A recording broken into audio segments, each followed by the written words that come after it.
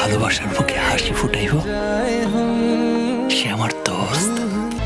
শাকিব খানের নায়িকা হওয়ার জন্য তরুণ প্রজন্মের শিল্পীরা মুখিয়ে থাকেন।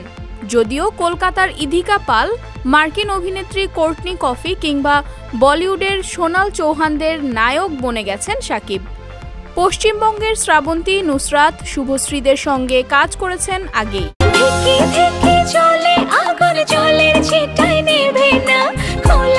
দেশীয় ফিল্ম ইন্ডাস্ট্রির সবচেয়ে বড় নাম শাকিব খান। তিনি কিনা সময়ের আলোচিত এক উপস্থাপিকাকে প্রকাশ্যে নায়িকা হওয়ার প্রস্তাব দিলেন। একজন উপস্থাপিকা হলেও মৌসুমী মৌ মডেলিং এবং অভিনয়ও করেছেন, তবে সেটি নিয়মিতভাবে নয়।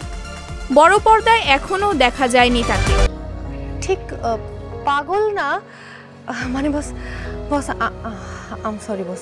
যদিও বছরখানেক আগেই মৌকে সিনেমায় আসার আহ্বান জানিয়েছিলেন শাকিব খান।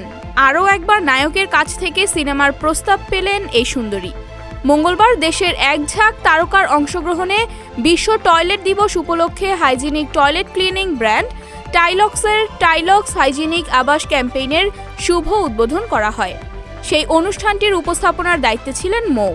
অনুষ্ঠান চলাকালে ভরা মজলিসে তাকে নায়িকা হওয়ার প্রস্তাব দিলেন শাকিব খান। আমি তো বলি মৌকে যে তুমি নায়িকা হবে কবে, শুধু নায়িকাদের বলেই যাচ্ছে সুন্দরী, বিউটিফুল, এই ওই বড় বিউটিফুল উপস্থাপিকা, এবং আই থিঙ্ক মৌ যে কোনো সময় শুনতে পাবো নায়িকা হয়ে গেছে।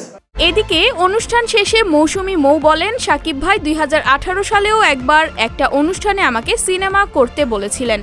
তখন আমি অনেকটা নতুন ছিলাম, আমার অতটা অভিজ্ঞতা ছিল না। চেয়েছিলাম সময় নিয়ে সিনেমা সম্পর্কে জেনে বুঝে তারপর আসব। এখন আমাদের অনেক ভালো ভালো সিনেমা তৈরি হচ্ছে, সুযোগ পেলে অবশ্যই শাকিব ভাইয়ের সঙ্গে কাজ করব। আমি সবাইকে ডেকে বলে দেবো তুমি আমার সারপ্রাইজকে খুন করেছো। সবশেষে 15 নভেম্বর শাকিব খান অভিনীত দরদ সিনেমাটি মুক্তি পেয়েছে। দেশের পাশাপাশি বিদেশেও প্রদর্শিত হচ্ছে চলচ্চিত্রটি।